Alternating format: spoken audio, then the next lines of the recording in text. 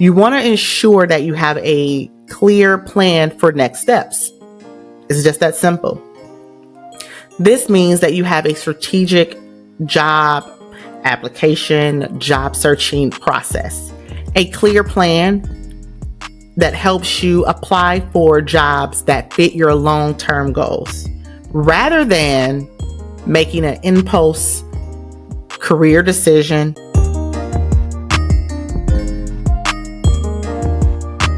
And so today I'm going to explain to you why each one of those questions would be important and their significance in your job search. Okay? So that's what we're going to get into today. The first question was from last week. Again, still go back and listen to the episode. It was great content, great information. You don't want to miss it. But for those of you who have not listened yet, and for those of you who did, we're just going to give you a refresher. So the first question was, what are your reasonings for wanting to leave? So what is my reason for wanting to leave? So the reason why that was an important question, and I'm having to look at my notes here because I was like, why was that an important question? Was really around clarifying your reasons for wanting to leave, right? So this is where we really want to identify, you really want to identify your motivation. So you're clarifying your reasons for leaving. You want to make sure that you understand why you want to leave, because this is going to really help you identify what you need in your next role.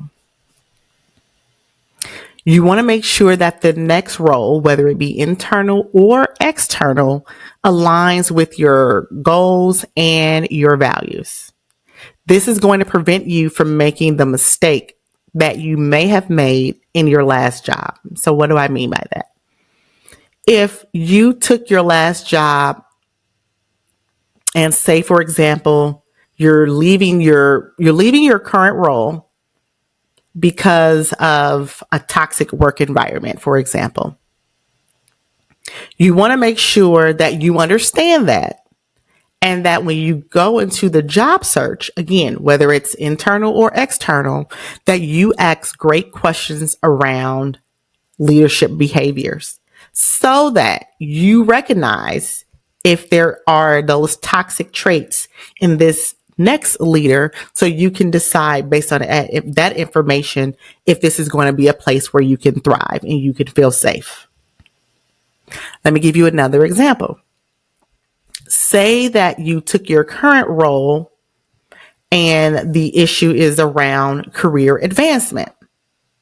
You want to make sure that you ask questions in this next role you're looking for, whether it be internal or external, around career advancement.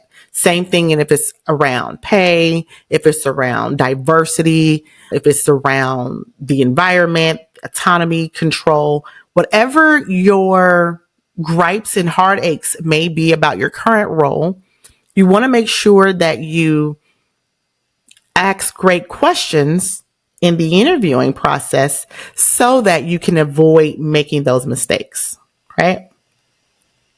Let me know if you have any questions around that, because feel free to send me messages on LinkedIn or on YouTube if you have questions around that, because I will definitely dive into and have a podcast where we can talk about that in more detail. But by knowing your specific reasons for your dissatisfaction, you can target companies and roles to address these concerns. Again, whether it be company culture, whether it be growth, whether it be growth opportunities, whether it be a different work environment. All of these things can be addressed if you ask clarifying questions in the interview. Okay? The second question was, do I have a clear plan on my next steps? Why is this question important? You want to ensure that you have a clear plan for next steps. It's just that simple. This means that you have a strategic job application, job searching process, a clear plan that helps you apply for jobs that fit your long-term goals, rather than making an impulse career decision, or just taking a job, right? A job to me is more short term. A career is more long term. Like you see yourself saying with the organization or within this industry term, it can be, I use the term bridge job sometimes for people who have been laid off. They're like, hey, I'm just looking for something right now. I'm just looking for income right now. This is not something I see myself doing long term. This is just something to get me by, right? So sometimes we put ourselves in situations where we need a job, and this is not something we foresee being our career. Okay. So you want to make sure that you understand how the next role is going to fit in your longer career plan. Okay. So that's the first part. The second part is preparing you with confidence, being prepared around your resume, your LinkedIn profile, all the necessary skills, certifications, etc., that will give you confidence doing your job search and the interviewing process that will make you a stronger candidate. So once you understand your plan, you understand how you need to prepare and go in armed, right? And then that leads me to the third part of that, which is around networking opportunities. When you understand your plan often, or if it does not, it should include networking with professionals in that desired field, attending industry events, engaging with people on platforms such as LinkedIn, but not limited to LinkedIn. But this is going to increase your visibility and get more doors and opportunities to open for you because you have a clear plan for your career and what those next steps look like, right? So you can go to a professional development workshop related to the industry, or you can attend an industry conference or event and really be able to communicate with like-minded individuals who are already in the industry and tell them more about what you're seeking in this next role and in this next opportunity, because you understand and you're clear about your long-term career plan and career vision. Now, that doesn't mean that you have to stay in the next role for 5 years or 10 years, but you at least understand what your vision is, right? Your vision can change. I wear glasses. My vision changes all the time, right? But you want to make sure that the vision that you see at the current moment, right? And you can communicate in your network with those individuals. And really, I think that when people communicate with their network, sometimes we don't know what the ask is because we're not clear.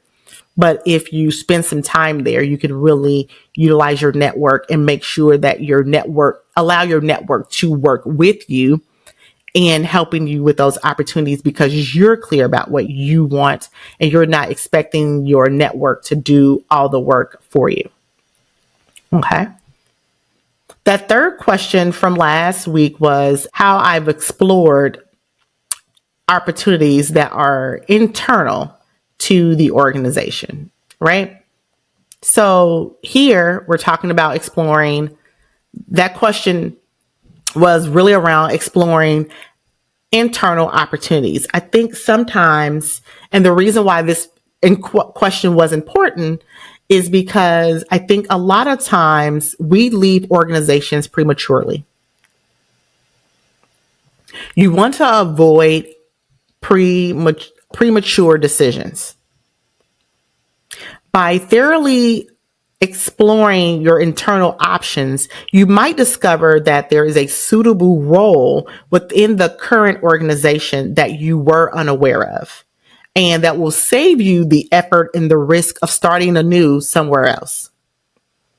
Now, this does not apply to everyone, but if you are in an organization where the organization is great, you are just looking for a higher level opportunity, you're looking for a seat at the table, you're looking for more money, etc. But the organization, no issues there. I just want a higher level. Then there isn't any need for you to explore external opportunities right now. exploring internal opportunities may be the best thing for you. So I think a lot of times people do go outside of the organization, again, prematurely, and there may be opportunities that they didn't explore. Now, I do work with clients privately one-on-one, and I work with clients who want to do both. Now, I will say 80% of my clients do want to explore external opportunities, but I will say that other 20% want to at least explore internal opportunities. And if the internal opportunities are not there, then they want to seek external opportunities. But we still work together and can work together to explore those internal opportunities, because just because it's internal doesn't always mean that it's easy or easier to get. Sometimes you have just as many challenges internal as you do external. So let's schedule some time to talk about how we can work together, even if an internal opportunity is something that you're seeking. The next reason why you want to explore internal opportunities and why that question was important, because it does allow you leverage for negotiating. Knowing that you have explored all internal options and you've communicated this during the interview can demonstrate to potential employers that you were committed to finding the right fit and you're not just looking for any job. You can have that conversation with your employer. Hey, I really wanted to stay inside the current organization that I'm in. However, this is the situation or the case, so on and so forth. So that does allow you some leverage. I don't think that people realize that sometimes. Now, and then on the back end, this is also something to think about. Sometimes candidates will start to apply and they'll get an offer externally, and then they'll take that offer internally and say, hey, you know what? I really want to stay here. However, I do have an offer on the table, so on and so forth. And they use that for leverage as well. But you do want to be careful with using that leverage to stay somewhere, because then you have to wonder, do they think what does that say about you? Do they think you're going to be leaving? Even if they gave you the extra $10,000, $20,000, like how long are you really going to be with the organization now? So it can be a little tricky, and it's something that we can navigate together. If you decide that you do want to stay internally, or you want to look outside and maybe you want to get some leverage both internally and externally, we can discuss that as well. The final part about internal is utilizing your current organization. And I did speak about this last week, but using your company's resources for training and development, where you can enhance your skills and make yourself a more attractive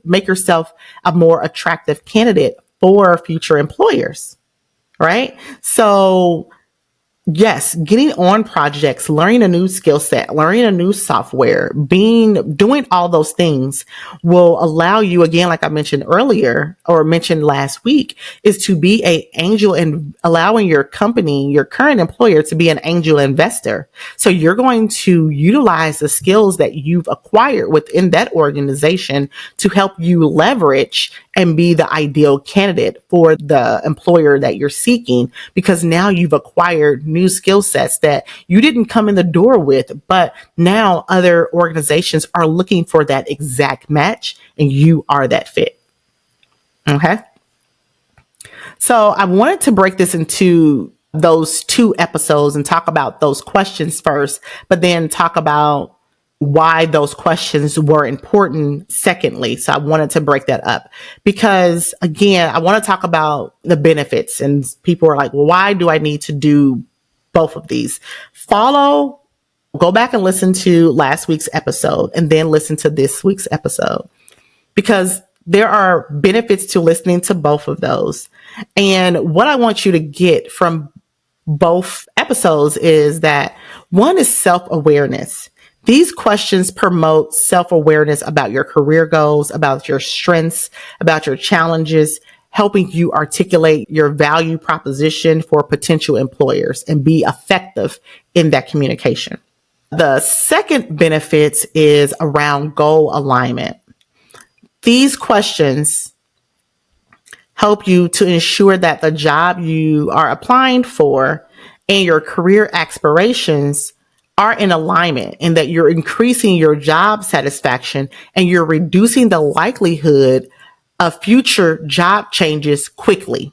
Right now, I'm not saying you're not going to have future job changes, but your future job changes should not be every 6 months or a year because you feel like you've made a bad career decision. I don't think that there are any bad career decisions because I think that the decision is only bad if you believe it is. But every decision you make in your career, you can utilize that experience in the role, whether it's looking back and saying, you know what, this is why that wasn't the best move, but you probably still gain some knowledge or information from there that you can utilize. Even if it's a bad boss, toxic work environment, etc. It now allows you to identify, know what to look forward to, or know what to look for in the next role, right? The third part about that is focus. By asking yourself these questions, you're focusing on a more effective and a more strategic approach to your job search and reducing the time and effort that you want to spend on applications and interviews that don't align with your career goals. Okay. So I hope that you found this episode and the previous episode beneficial. So again, if you have any questions after you listen to this, feel free to send me an email, connect with me on LinkedIn, or send me a comment on YouTube. I do check those as well. But if you find yourself saying, hey, I want to get into the job search, but I just don't know where to start, we can have a conversation just to see where are you getting stuck. Do you want to stay with your current organization or do you want to go? Let's have a conversation about which one is the best fit for you. And we can do that in our 30-minute consultation call with myself. And if we decide to work together, that working together is a good fit, we will work together for 12 weeks privately, one-on-one, to make sure that you land a role that is ideal and that is fulfilling to you and your career aspirations. All right. That link is in the show notes of this episode. I will wrap up and I will talk to you next week. Thank you so much for listening, and I will talk to you soon. Bye-bye.